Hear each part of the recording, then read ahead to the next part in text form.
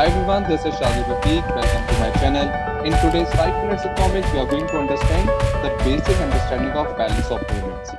Yes, balance of payment, which is also known as the balance of international payments of a country, is the difference between all money flowing into the country in a particular period of time. Now, balance of payment consists of countries' transactions. Countries' transactions means the economy, the buying and selling of the economy, the buying and selling of an economy.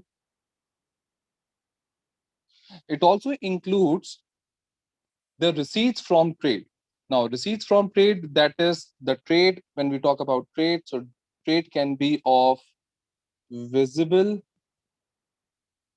or invisible goods. So we can consider the visible goods as well as the invisible goods. The current account, the balance of payment consists of three accounts, that is the current account, the capital account, and the financial account. So these three accounts are combined to produce a balance of payment of a country. Now, let us understand what current account is. Current account consists of four elements, four accounts, that is the balance of trade in goods. When we talk about balance of trade in goods, we are talking about visible goods or tangible goods. The second factor can be the balance of trade in services. Trade in services means invisible goods. And what are invisible goods? We are going to discuss this later on. Invisible goods. The third factor is net income flows. Net income flows, and the fourth factor is the net current transfers. Now, what are these factors consist of?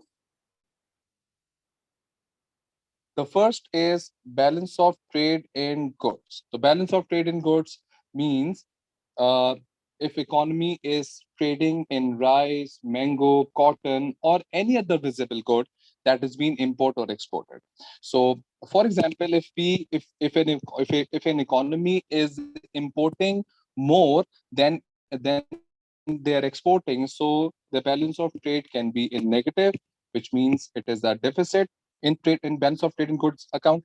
The second account is balance of trade in services. So this account consists of insurance, banking services, it can be transportation, it can be advertisement, or any other consultancy that economy can either take or give to other economies. So if economy is giving more services to other economy, it means the balance of trade and service account would be positive.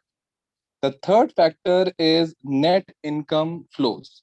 Net income flows. So, net income flows consist of the dividend payment received or paid, the interest payment, or the remittances that is being received from the migrants from abroad. For example, if you have invested your money in if you are here in Pakistan and you have invested if you and you have buy some shares from the London Stock Exchange or from the New York Stock Exchange in any of the firm, and that firm offers you a dividend, so that dividend will be transferred to your account here in Pakistan. Therefore, that net income flow that will be recorded in net income flow account. So similarly, the interest payments, if you have invested somewhere with higher interest rates, and that and the economy is offering, and the bank is offering higher interest rate, or the economy is offering higher interest rate, so obviously you can, if you receive that money, so that will be recorded in net income flows. Uh, the fourth account is net current transfers. Net current transfers includes the payment or the financial aid or the international aid in order to overcome your deficit account. So in this example, we can see that the economy is facing a deficit in balance of trade account, that is minus 25. The economy is facing a surplus in the balance of trade and services account, that is plus 20 plus 10. The economy is facing again a deficit in the net income flows, and the economy is facing is creating a surplus in net current transfers. If we combine all these factors together, the answer would be minus 19. This minus 19 basically reflects a deficit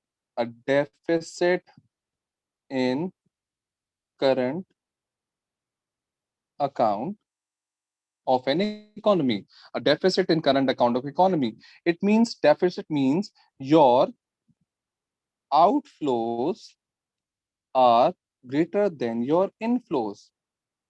Your outflows are greater than your inflows. So this creates a deficit. Another account is financial account. Now, financial account consists of three elements. The first is direct investments. Now, direct investment, when we talk about direct investments, so it includes the investments from abroad. For example, if a person in Pakistan or a businessman in Pakistan firm build a factory in USA, so it would be a debit item on Pakistan financial account. It will be a debit item on Pakistan financial account. Similarly, we have the other element that can be included in this account is portfolio investment. Now, portfolio investment is basically the investments investments in financial financial instruments.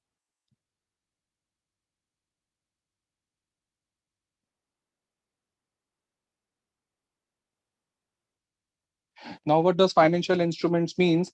Financial instruments means the investment in bonds that is offered by the government, or debentures, debentures which are traded on the stock market, and the shares or stocks in the share which is also traded in the stock market as well.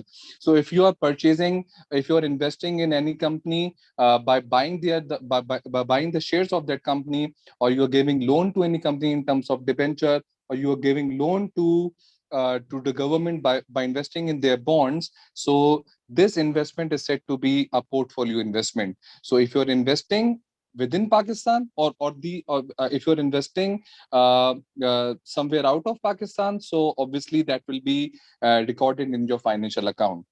The third thing that we need to understand is the financial account. That is the short-term monetary flows known as the hot money flow.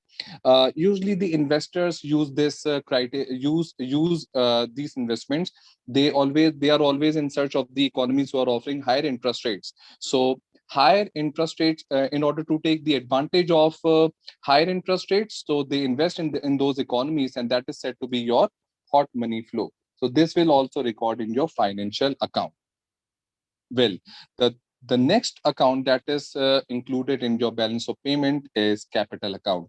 Now, capital account consists of uh, buying and selling of fixed assets such as land. It can be machinery, it can be equipment, or any other capital goods.